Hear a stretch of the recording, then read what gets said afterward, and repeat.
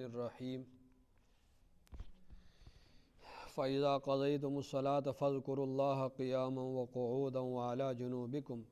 فَإِذَا اطْمَأْنَنْتُمْ فَأَقِيمُوا الصَّلَاةَ إِنَّ الصَّلَاةَ كَانَتْ عَلَى الْمُؤْمِنِينَ كِتَابًا مَوْقُوتًا وَلَا تَهِنُوا فِي ابْتِغَاءِ الْقَوْمِ إِن تَكُونُوا تَعْلَمُونَ فَإِنَّهُمْ يَعْلَمُونَ كَمَا تَعْلَمُونَ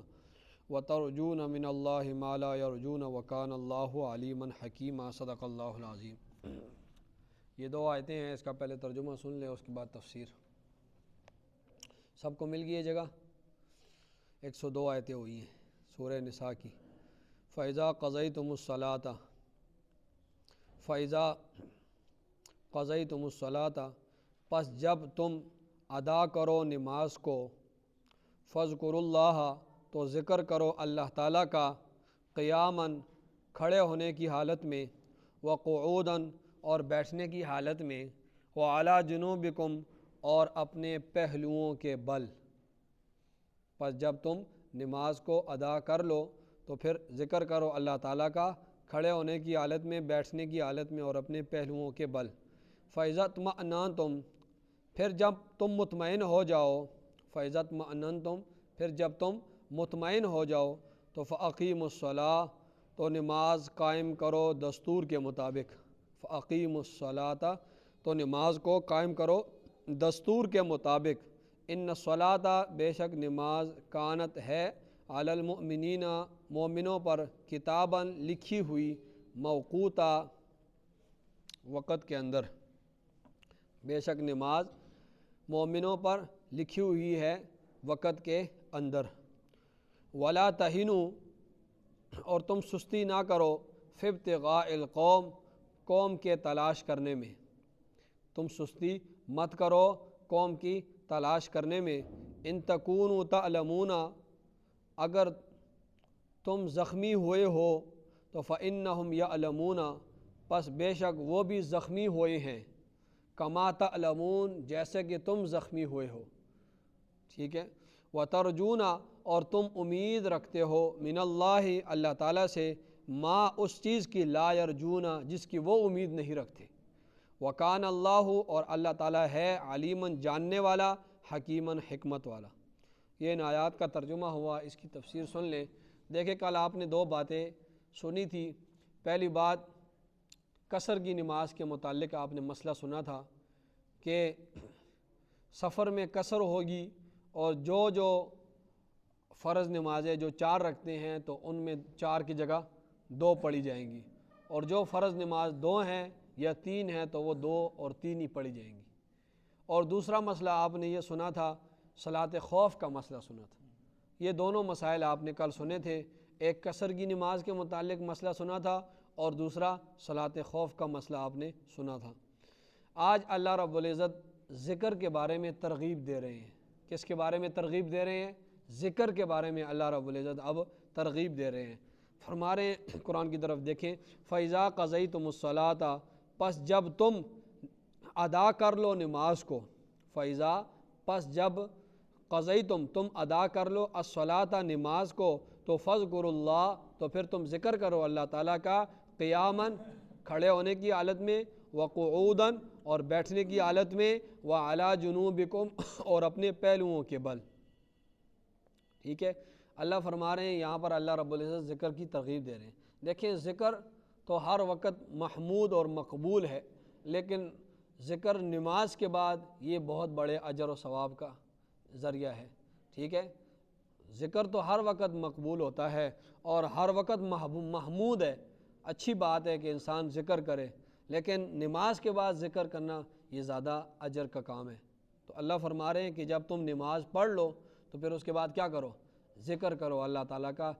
بیٹھنے ہوئے حالت میں بھی، ہر حالت میں تم اللہ کا ذکر کر سکتے ہو، ٹھیک ہے۔ حدیث شریف میں آتا ہے، روایت میں آتا ہے کہ حضرت فاطمہ رضی اللہ تعالی عنہا، وہ چکی جو تھی،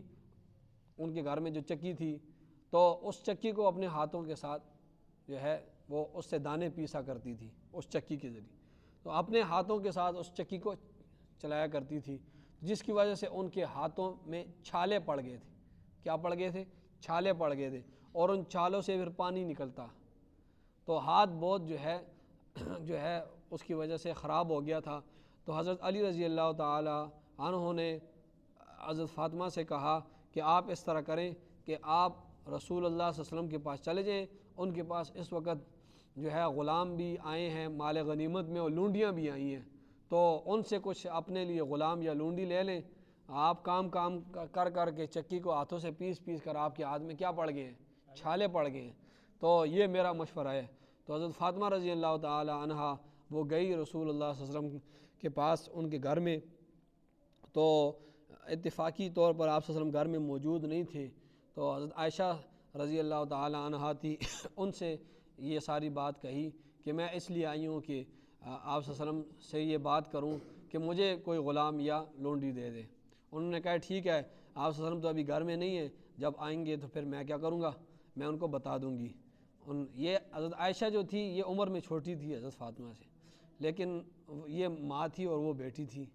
عمر میں اگرچہ چھوٹی تھی لیکن حضرت عائشہ ماں تھی اور یہ بیٹی تھی۔ اب وہ واپس چلی گئی، رسول اللہ صلی اللہ علیہ وسلم عشاء کے بعد آئے نماز پڑھا کر، گھر میں آئے تو حضرت عائشہ نے یہ ساری بات رکھی کہ آپ کی بیٹی آئی تھی اور حضرت فاطمہ آئی تھی، اور وہ جو ہے انہوں نے یہ بات کہی ہے تو کہ مجھے جنگ سے آپ ابھی آئے ہیں تو آپ کے پاس غلام اور لونڈیاں ہیں تو ایک مجھے دے دیں، تو آپ نے فرمایا اچھا، تو آپ فوراً چلے گئے حضرت عائشہ حضرت اپنی بیٹی کی گھر حضرت فاطمہ رضی اللہ تعالیٰ۔ حضرت علی فرماتے ہیں کہ ہمارے پاس سردی کا موسم تھا اور ہمارے پاس ایک ہی رضائی تھی، تو ہم دونوں ایک ہی رضائی میں لیٹے ہوئے تھے، تو حضرت آپ صلی اللہ علیہ وسلم آئے تو فرمایا ہم اٹھے تو فرمایا کہ اٹھنے کی ضرورت نہیں ہے، لیٹے رہو، تو فرمایا کہ ہم پھر بھی اٹھ کے بیٹھ گئے نا، تو پھر آپ صلی اللہ علیہ وسلم بھی ہمارے ساتھ بیٹھے اور اپنے پاؤں جو ہے رضائی کے اندر دیے، تو فرمایا کہ بیٹی آپ آئی تھی دن کو کیا، میں نے فرمایا کہ مجھ سے عائشہ نے یہ کہا کہ آپ نے یہ بات کہی ہے، فرمایا جی میرے ہاتھ جو ہیں سارے اس طرح چھالے اس میں پڑ گئے ہیں، تو آپ مجھے کوئی غلام یا لونڈی دے دیں، تو فرمایا بیٹی میں تمہیں اس غلام اور لونڈی سے اچھی چیز نہ دوں، اس سے بہتر چیز نہ دوں، فرمایا جی دے دیں، تو آپ صلی اللہ علیہ وسلم نے فرمایا کہ فاطمہ سونے سے پہلے، ہر رات سونے سے پہلے 33 مرتبہ سبحان اللہ، 33 مرتبہ الحمدللہ اور 34 مرتبہ اللہ اکبر پڑھ کے سو جایا کرو، یہ غلام اور لونڈی سے کیا ہے، بہتر ہے۔ تو یہ تسبیحات آپ صلی اللہ علیہ وسلم نے اپنی بیٹی حضرت فاطمہ کو دیے، تو اس کو تسبیحات فاطمہ بھی کہا جاتا ہے، لیکن یہ امت کے لیے بھی ہے، ٹھیک ہے، کہ ہر رات سونے سے پہلے جب یہ رات کو پڑھیں گے تو صبح انشاءاللہ جب انسان اٹھے گا تو وہ جو سارے دن کی تھکاوٹ کام کی ہے نا وہ ختم ہو جائے گی، جب رات کو یہ پڑھ کے سوئے گا تو صبح بالکل حشاش پشاش ہوگا ان تسبیحات کی برکت کی وجہ سے۔ دوسری روایت ہے بخاری شریف کی ہے کہ کچھ صحابہ کرام آئے، غریب صحابہ کرام، اور انہوں نے کہا اللہ کے رسول صلی اللہ علیہ وسلم مالدار جو ہیں، مالدار لوگ یہ اجر و ثواب میں ہم سے آگے بڑھ گئے ہیں، یہ مالدار لوگ کیا ہیں، اجر و ثواب میں ہم سے کیا آگے بڑھ گئے ہیں۔ فرمایا کیسے، فرمایا ہم نمازیں پڑھتے ہیں وہ بھی نمازیں پڑھتے ہیں، ہم روزے رکھتے ہیں وہ بھی روزے رکھتے ہیں، باقی ہمارے پاس مال موجود نہیں ہے، ان کے پاس مال ہوتا ہے وہ اپنے مالوں سے زکوٰۃ نکالتے ہیں، ان کے پاس مال ہوتا ہے وہ حج کرنے چلے جاتے ہیں، ان کے پاس مال ہوتا ہے وہ قربانی بھی کرتے ہیں، ان کے پاس مال ہوتا ہے وہ فطرانے بھی نکالتے ہیں، تو یہ اجر اور دیگر صدقہ خیرات کرتے ہیں جنگوں کے موقع، تو یہ ہم سے آگے نکل گئے، تو ہم اس سلسلے میں بڑے پریشان ہیں، ہم غریب ہیں۔ تو فرمایا اللہ کے رسول صلی اللہ علیہ وسلم نے کہ اس طرح کرو، میں تمہیں ایک چیز بتاتا ہوں کہ تم اس طرح کرو، تم ہر نماز کے بعد، ہر فرض نماز کے بعد 33 مرتبہ سبحان اللہ، 33 مرتبہ الحمدللہ اور 34 مرتبہ اللہ اکبر پڑھا کرو، تم ثواب میں ان کے برابر ہو جاؤ، تم ثواب میں ان کے برابر ہو جاؤ۔ صحابہ کرام خوش ہوئے کہ ہم کچھ کلمات کی وجہ سے ہم ان کے برابر ہو گئے، پھر اداسی چھا گئی ان پر۔ اللہ کے رسول صلی اللہ علیہ وسلم نے فرمایا کیوں پھر جو ہے آپ کے چہروں پر اداسی چھا گئی ہے؟ فرمایا ہمارے اس مجمع میں تو مالدار بھی بیٹھے ہیں، وہ بھی سن رہے ہیں، اب وہ مال بھی دیں گے اور جو ہے یہ بھی کریں گے تو پھر یہ آگے بڑھ جائیں گے۔ تو آپ صلی اللہ علیہ وسلم فرمایا کہ ذالک فضل اللہ یؤتیہ من یشاء، یہ اللہ کا فضل ہے، اب میں اس میں کیا کر سکتا ہوں، اب اور تو کوئی راستہ نہیں ہے۔ فرمایا ذالک فضل اللہ یؤتیہ، یہ اللہ کا فضل ہے، اللہ نے دے دیا مال جس کو، تو اب میں اس کو روک تو نہیں سکتا، ٹھیک ہے۔ تو یہ ذکر کی بہت زیادہ کیا ہے، فضیلتیں ہیں، اور ذکر تو اس آیت میں اللہ رب العزت فرما رہے ہیں کہ نماز کے بعد ذکر کی ترغیب دی ہے اللہ نے، اور اسی طرح نماز کے بعد جو ہے ذکر بھی، اچھا ذکر کے لیے وقت بھی کوئی متعین نہیں کیا اللہ نے، یہ اللہ کا بڑا احسان ہے، اور کوئی حالت بھی متعین نہیں کی ہے کہ انسان تو بیٹھے ہوئے حالت میں ذکر کرے گا، لیٹ کر نہیں کر سکتا، ایسی کوئی شک بھی اللہ نے نہیں لگائی کہ انسان کہے کوئی انسان بیٹھ نہیں سکتا زیادہ ٹائم تک، تو وہ کہے یا اللہ تو میں تو بیٹھ بھی نہیں سکتا، تو میں کس طرح ذکر کروں۔ اسی طرح اللہ نے یہ بھی شرط نہیں لگائی کہ تم نے وضو کے اندر ذکر کرنا ہے، نہیں، بغیر وضو کے آپ کوئی یہ بہانہ بھی نہیں بنا سکتے یا اللہ میرا معدہ خراب تھا، میرا وضو نہیں جو ہے رہتا تھا، میرا وضو ٹوٹ جایا کرتا تھا، تو میں ذکر تیرا کس طرح کرتا، نہیں، ذکر کو اللہ نے مکمل اس کی چھوٹ دی ہے، ٹھیک ہے۔ اور ذکر کا جب تذکرہ اللہ کرتا ہے تو اللہ کہتا ہے کہ ذکر کرو بہت زیادہ، اس کی حد اللہ مقرر نہیں کرتا۔ تو ذکر لیٹے ہوئے بھی انسان کر سکتا ہے، بیٹھے ہوئے بھی، جس طریقے سے۔ اچھا، جن دنوں میں عورتیں نماز نہیں پڑھ سکتی نا، وہ جو مخصوص ایام ہیں، تو اس پر اتفاق ہے، کوئی اختلاف نہیں ہے، وہ عورتیں ذکر کر سکتی ہیں، ٹھیک ہے، ذکر کر سکتی ہیں، نماز نہیں پڑھ سکتی لیکن ذکر کر سکتی۔ اچھا، اس طرح حالت جنامت میں بھی انسان نماز نہیں پڑھ سکتا، قرآن کو ہاتھ نہیں لگا سکتا، لیکن حالت جنامت میں بھی انسان ذکر کر سکتا ہے اللہ۔ تو ذکر میں مکمل چھوٹ ہے، کسی ٹائم بھی پابندی نہیں ہے۔ ہاں، باتھ روم میں نہیں جائے تو اس ٹائم تو نہیں، تو باقی یہ ہے کہ ہر حالت میں انسان ذکر کرے، ٹھیک ہے۔ اور تیسری بات یہ ہے کہ ترمذی شریف کی حدیث ہے، اچھا دارمی کی حدیث ہے، ترمذی شریف کی حدیث میں بعد میں بیان کرتا ہوں، دارمی کی حدیث ہے، آپ صلی اللہ علیہ وسلم نے حضرت علی سے فرمایا کہ علی، جو شخص فرض نماز کے بعد آیت الکرسی پڑھے گا، فرض نماز کے بعد آیت الکرسی پڑھے گا تو اس بندے اور جنت کے درمیان صرف موت ہی ہے۔ یہ دارمی شریف کی حدیث ہے کہ اس بندے اور جنت کے درمیان کیا ہے؟ صرف موت حائل ہے۔ اگر اس کا عقیدہ ٹھیک ہوا، مشرک تو جا ہی نہیں سکتا جنت میں، تو اگر اس کا عقیدہ موحد ہے اور وہ ہر نماز کے بعد آیت الکرسی پڑھتا ہے تو جو ہی وہ فوت ہوگا ڈائریکٹ کس میں چلا جائے گا؟ جنت میں چلا جائے گا۔ تو اس کا بھی ہمیں اہتمام کرنا چاہیے۔ اسی طرح مسلم شریف کی حدیث ہے اور متعدد حدیثیں ہیں کہ جو شخص نماز کے بعد لا الہ الا اللہ وحدہ لا شریک لہ لہ الملک ولہ الحمد وہو علی کل شیء قدیر، یہ کلمات پڑھے گا، تو یہ متعدد حدیث ہے اس پر مسلم شریف میں اور بہت ہر کتاب میں تقریباً، کہ جو شخص ہر نماز کے بعد لا الہ الا اللہ وحدہ لا شریک لہ لہ الملک ولہ الحمد وہو علی کل شیء، یہ پڑھے گا تو اس کے اللہ رب العزت سارے گناہوں کو معاف کر دے گا، اگرچہ اس کے گناہ سمندر کے جھاگ کے برابر ہی کیوں نہ ہو، یہ حدیث کے الفاظ ہیں، اس کے سارے گناہ اللہ معاف کر دے، ٹھیک ہے۔ اور اسی طرح نماز کے بعد جو ہے، جو ہی نماز ختم کرے تو 3 دفعہ استغفر اللہ کہے، استغفر اللہ الذی لا الہ الا هو الحی القیوم واتوب الیہ، یہ 3 مرتبہ کہے۔ اسی طرح نماز کے بعد اللہم انت السلام ومنک السلام تبارکت یا ذا الجلال والاکرام، ٹھیک ہے۔ تو اچھا، اس طرح یہ تمام تر چیزیں 33 مرتبہ سبحان اللہ، 33 مرتبہ الحمدللہ، 34 مرتبہ اللہ اکبر، اس طرح لا الہ الا اللہ وحدہ لا شریک لہ لہ الملک ولہ الحمد وہو علی کل شیء قدیر، اس طرح 3 دفعہ استغفر اللہ، اس طرح اللہم انت السلام ومنک السلام تبارکت یا ذا، یہ دعائیں نماز کے بعد، یہ حدیثوں سے منقول ہے۔ اچھا، فرمایا کہ جو ترمذی شریف کی حدیث ہے کہ جو شخص فجر کی نماز پڑھتا ہے اور فجر کی نماز پڑھ کر وہ ذکر کرتا ہے اور حتیٰ کہ بیٹھا رہتا ہے کہ سورج طلوع ہو جاتا ہے، اشراق کا وقت ہوتا ہے، اور سورج طلوع ہونے کے بعد جو ہے تو وہ پھر جو ہے اٹھتا ہے اور 2 رکعت پڑھتا ہے، تو اللہ، حدیث شریف میں آتا ہے کہ اللہ تعالیٰ اس کو پورے حج، ایک حج اور ایک عمرے کا ثواب دے گا، پورے ایک حج اور ایک عمرے کا ثواب دے گا، ٹھیک ہے۔ تو یہ بطور انعام اللہ رب العزت اس کو دیں گے۔ باقی مسئلہ یہ ہے کہ اشراق کا وقت کب شروع ہوتا ہے؟ جو ہی سورج نکلتا ہے نا، سورج کے نکلنے کے 15 منٹ بعد اشراق کا وقت شروع ہو جاتا ہے، 15 منٹ بعد کس کا؟ اشراق کا۔ دوسرا مسئلہ بھی سمجھ لیں، آسان مسئلہ ہے، یہ دیکھیں، اب اس میں بیٹھنا ضروری نہیں ہے، فجر کی نماز کسی نے پڑھ لی ہے، اب وہ ساتھی ہمارے، یہ کوئی اسلام آباد جا رہا ہے، کوئی دفتروں میں، کوئی فیکٹری جا رہے ہیں، ٹھیک، کوئی گھروں میں جا رہے ہیں، کسی کوئی دکان کھول رہا ہے، اب مسجد میں بیٹھنا ضروری نہیں ہے، اور نہ اسی وضو کے ساتھ اشراق پڑھنا ضروری ہے۔ یہ غلط فہمیاں پائی جاتی ہیں، اس کی وجہ سے لوگ اشراق نہیں پڑھتے ہیں اور یہ مکمل ثواب سے انسان محروم ہو جاتا ہے۔ اب انسان کا معدہ ہے، وہ بہت سے لوگ ایسے ہیں کہ جن کو پیشاب کا مسئلہ ہوتا ہے، تو اسی وضو میں اشراق پڑھنا بھی ضروری نہیں ہے، مسجد میں بیٹھ کر، اسی جگہ پر بیٹھ کر اور مسجد ہی میں بیٹھ کر اشراق پڑھنا یہ بھی ضروری ہے۔ بندہ گھر جاتا ہے تو گھر میں پڑھ لے، نئے وضو سے پڑھتا ہے، پیشاب آیا تو پیشاب کر کے بنایا دوبارہ وضو، اس کو مکمل حج اور عمرے کا ثواب ملے گا۔ کوئی دکاندار ہے تو دکان میں پڑھ لے، کوئی ملازم ہے تو دفتر میں پڑھ لے، ٹھیک ہے۔ تو یہ ایک مکمل حج اور ایک عمرے کا ثواب ملے گا، ٹھیک ہے۔ اور اگلا مسئلہ بھی آپ سن لیں، اگلا مسئلہ یہ ہے کہ ذکر، بہت سے لوگ ایسے ہوتے ہیں جو تسبیحات کر رہے ہوتے ہیں، ادھر درس ہوتا ہے، ساتھ بیٹھ کر سائڈوں پر بیٹھ کر ذکر اذکار کر رہے ہیں، ٹھیک ہے، ذکر اذکار بہت اچھی چیز ہے، لیکن مسائل کا درس ہو رہا ہو، قرآن کا درس ہو رہا ہو، یہ ان ذکر سے کئی گنا افضل ہے۔ ایک بندہ سارا دن ذکر کرتا ہے، دوسرا بندہ 5 منٹ مسائل کا درس سنتا ہے، قرآن کا درس سنتا ہے، دین کی تعلیم حاصل کرتا ہے۔ اب یہ جو 5 منٹ بیٹھا ہے نا، یہ افضل ہے اس بندے سے جو سارا دن ذکر کر رہا ہے، ٹھیک ہے، یہ مسائل آپ سمجھیں، ٹھیک ہے۔ تو اشراق، تو یہ اشراق کی نماز پڑھے گا تو آپ 3 مرتبہ فرمایا کہ اللہ اس کو جو ایک حج کامل اور ایک عمرے کا ثواب بطور انعام کے دے گا۔ یہ کیوں قسم ہے نا، یہ کمپنی والے پیکج دیتے ہیں، اس کو آپ پیکج سمجھ لیں۔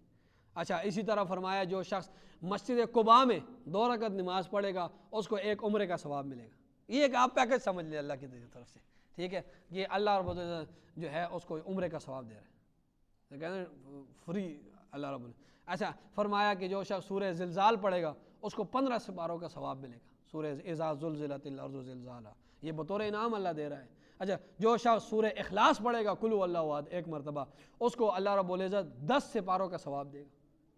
کہ جتنا 10 سپاروں کا ثواب ہے وہ اس کو دے گا، یہ بطور انعام کے۔ اچھا، سورہ نصر پڑھے گا، سورہ کافرون پڑھے گا، اس کو 1/4 قرآن کا ثواب ملے گا، تو یہ بطور انعام اللہ رب العزت۔ اسی طرح جو اشراق پڑھے گا اس کو کیا ملے گا؟ ثواب ملے گا۔ اس طرح کوئی چاش پڑھتا ہے تو بات لمبی ہو جائے گی، چاش پڑھتا ہے تو آپ صلی اللہ علیہ وسلم نے فرمایا نا صحابہ کرام سے کہ جسم میں 360 جوڑ ہیں اور ہر جوڑ پر صدقہ کرنا انسان پر جو ہے وہ صدقہ کرے ہر روز۔ تو صحابہ کرام نے کہا کہ ہم میں سے کون استطاعت رکھتا ہے اس کی؟ تو فرمایا کہ اگر یہ نہیں ہے کہ پیسہ ہی صدقہ ہے، تم جو ہے کسی کے ساتھ خندہ پیشانی کے ساتھ ملو، یہ بھی صدقہ ہے، کسی کو سلام کرو، یہ بھی صدقہ ہے، سبحان اللہ کہو، یہ بھی صدقہ ہے۔ اور فرمایا اگر ان سارے 360 اگر ایک ہی عمل میں اس 360 جوڑ کا صدقہ تم نے ادا کرنا ہے تو پھر چاش کی نماز پڑھ لو 2 رکعت، تو 360 جوڑوں کا صدقہ آپ نے دے دیا۔ وہ بھی 9-10 بجے کا ٹائم ہوتا ہے تقریباً، جب سورج نکلتا ہے 1/4، تو اس ٹائم 2 رکعت۔ اب اس کے لیے بھی ضروری نہیں ہے مسجد میں ہی پڑھنا، گھر میں پڑھ لے، انسان ہوتا ہے بس 10 بجے اٹھتا ہے تو وضو کر کے چاش پڑھ لے، ٹھیک ہے۔ تو یہ آسان نیکیاں ہیں، لیکن ہمارے اس کی طرف دھیان نہیں جاتا، تو یہ مسائل ہیں۔ فرمایا فَإِذَا قَضَيْتُمُ الصَّلَاةَ، پس جب تم نماز کو ادا کر لو تو فَاذْكُرُوا اللَّهَ، تو پھر ذکر کرو اللہ تعالیٰ، قیاماً کھڑے ہونے کی حالت میں، وقوعاً بیٹھنے کی حالت میں، وعلیٰ جنوبکم اپنے پہلوؤں کے بعد، ٹھیک ہے۔ تو اللہ ترغیب دے رہا ہے کہ نماز کے بعد قرآن مجید بھی پڑھو، قرآن مجید کی تعلیم بھی حاصل کرو اور ذکر بھی کرو، دین کو سمجھو، یہ تمام چیزوں کی اللہ اس آیت میں ترغیب دے رہا ہے۔ فرمایا فَإِذَا اطْمَأْنَنْتُمْ، پس جب تم مطمئن ہو جاؤ، جب تم کیا ہو جاؤ؟ مطمئن ہو جاؤ، سفر سے مطمئن ہو جاؤ، دشمن کے خوف سے مطمئن ہو جاؤ، تو پھر فَأَقِیمُوا الصَّلَاةَ، پھر نماز کو قائم کرو دستور کے مطابق، ٹھیک ہے۔ اِنَّ الصَّلَاةَ، بے شک نماز کانت ہے، عَلَى الْمُؤْمِنِينَ، مومنوں پر، کتاباً لکھی ہوئی، موقوتا مقررہ وقت کے اندر، ٹھیک ہے۔ تو نماز کے شرائط میں سے ایک شرط وقت کا ہونا، بغیر وقت کے اگر کوئی شخص نماز پڑھے گا اس کی نماز نہیں ہوگی، بغیر وقت کے اگر کوئی شخص نماز پڑھے گا تو اس کی نماز نہیں ہوگی۔ تو نماز کے شرائط میں سے ایک شرط کیا ہے؟ وقت کے اندر۔ اس مسئلے میں بہت سے لوگ بے احتیاطی کرتے ہیں، ٹھیک ہے۔ اب بہت سے لوگ ایسے ہوتے ہیں کہ جو ابھی وقت داخل نہیں ہوتا پہلے اذان دے دیتے ہیں۔ نماز تو ہو جائے گی، نماز الگ چیز ہے، اذان الگ چیز ہے، اذان دینا نماز کے لیے سنت ہے، تو لیکن وہ نماز جو ہوگی وہ خلاف سنت ادا ہوگی۔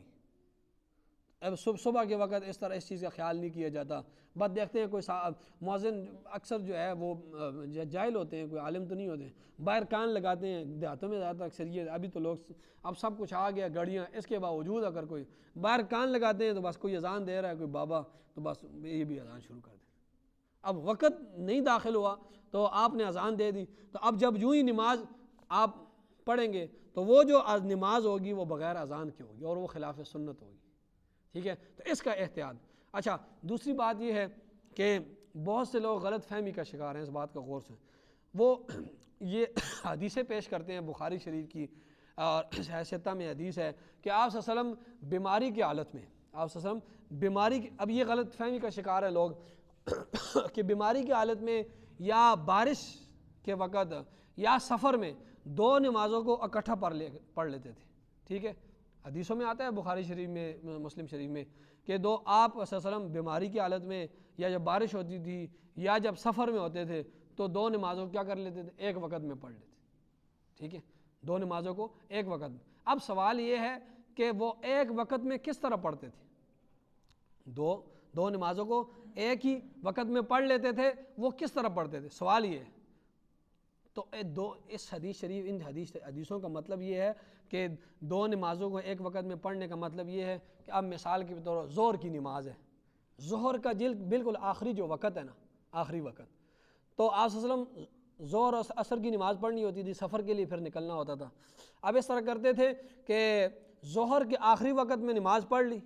میں ابھی ظہر کا ختم نماز، مثال کے ظہر کا ٹائم ابھی 5 منٹ بعد ختم ہو جائے گا، 7 منٹ بعد ختم ہو جائے گا، اب اس کے بعد عصر کا وقت شروع ہو جائے گا۔ اب آپ صلی اللہ علیہ وسلم کیا کرتے تھے؟ حدیثوں میں جو آتا ہے کہ ایک ہی وقت میں 2 نمازیں پڑھتے تھے، اس کا مطلب یہ ہے کہ جو ہی ظہر کا وقت ختم ہوتا تھا، 5-7 منٹ رہ گئے، تو ظہر کے آخری وقت میں نماز پڑھ لی، اب جو ہی نماز پڑھی پیچھے 2-3 منٹ رہ گئے، اب جو ہی بیٹھے 2-3 منٹ، اس کے بعد عصر کا وقت شروع ہو گیا 7، پھر عصر کے نماز پڑھ لی۔ تو ظہر کے آخری وقت میں اور عصر کے پہلے وقت میں، تو یہ اس طرح ہوگی 2 نمازیں اکٹھی، اس کو صورتاً اکٹھی کہا جاتا ہے اکٹھی نہیں ہے، ٹھیک ہے؟ ظہر اپنے وقت میں ہو گئی، عصر بھی اپنے وقت میں ہو، یہ نہیں ہے کہ ظہر کے وقت میں ظہر عصر پڑھ لی یا عصر کے وقت میں ظہر عصر پڑھ لی۔ اب اس طرح حدیثوں میں آتا ہے کہ مغرب اور عشاء کی تو وہ بھی ایسا ہی ہے کہ جو ہی مغرب کا آخری وقت ہوتا تھا، مغرب کا آخری وقت ہوتا تھا، ابھی عشاء کا ٹائم داخل ہونے والا ہے، 7 منٹ رہ گئے، 3 رکعت پڑھی اور جو ہی عشاء کا وقت داخل ہوا تو عشاء کے ابتدائی وقت میں فوراً پڑھ لی، جو ہی وقت داخل ہو تو پڑھ، تو یہ بالکل بیچ میں 2 منٹ کا 2-3 منٹ کا اگر گیپ ہو تو بس ٹھیک ہے۔ تو ظہر کا اور عصر کی تو یہ اس طرح یہ طریقہ کار ہے، یہ نہیں ہے کہ مغرب مزدلفہ میں، اب یہ حدیث مزدلفہ میں مسجد نمرہ میں جو ہے وہ وہاں پر ظہر عصر جو ہے وہ پڑھی جاتی ہے اکٹھی، اسی طرح عرفات میں مزدلفہ میں نہیں، عرفات میں، اور اسی مزدلفہ میں جو ہے مغرب اور عشاء کی اکٹھی پڑھی جاتی ہے۔ باقی یہ 2 جگہ ہیں کہ نمرہ میں، مسجد نمرہ میں ظہر اور عصر کی اکٹھی، اور مزدلفہ میں مغرب اور عشاء کی اکٹھی پڑھی جاتی ہے ایک ہی وقت میں، باقی ان سے ہٹ کر کوئی جو ہے وہ نہیں ہے، کیونکہ اس پر قرآن مجید کی قطعی آیت، نص قطعی ہے، قطعی آیت دلالت کر رہی ہے۔ اللہ فرما رہے ہیں ان الصلاۃ کانت علی المؤمنین کتابا موقوتا، کہ نماز مومنوں پر مقررہ وقت میں لکھی ہوئی ہے، نماز کا وقت مقرر ہے، ہر نماز کا کیا ہے؟ اپنا وقت مقرر ہے۔ تو یہ حدیثوں کو لوگ سمجھتے نہیں ہیں، وہ سری پڑھ لیتے ہیں، باقی دیکھتے نہیں ہیں، مکمل تو مطالعہ ان کا ہوتا نہیں ہے، تو پھر وہ غلط فہمی کا شکار ہو جاتے ہیں، ٹھیک ہے؟ تو یہ قطعی آیت ہے نماز کے، تو آپ میں عرض کیا کر رہا تھا کہ نماز کے شرائط میں سے ایک شرط کیا ہے؟ وقت کا ہونا،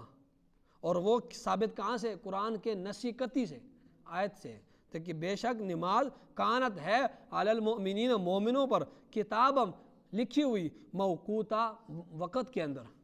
ٹھیک ہے؟ اور وقت کے اندر نماز پڑھنی ہے، وقت سے باہر نہیں پڑھنی ہے، اور مستحب وقت میں پڑھنی ہے۔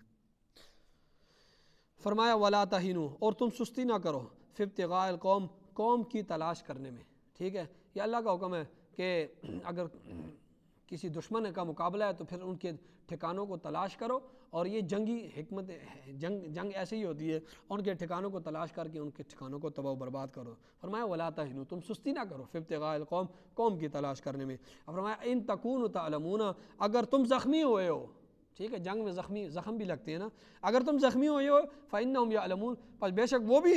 زخمی ہوئے ہیں، کما تعلمون، جیسے تم زخمی ہوئے ہو، تم کیا گوشت کے بنے ہو، وہ لوہے کے بنے ہیں،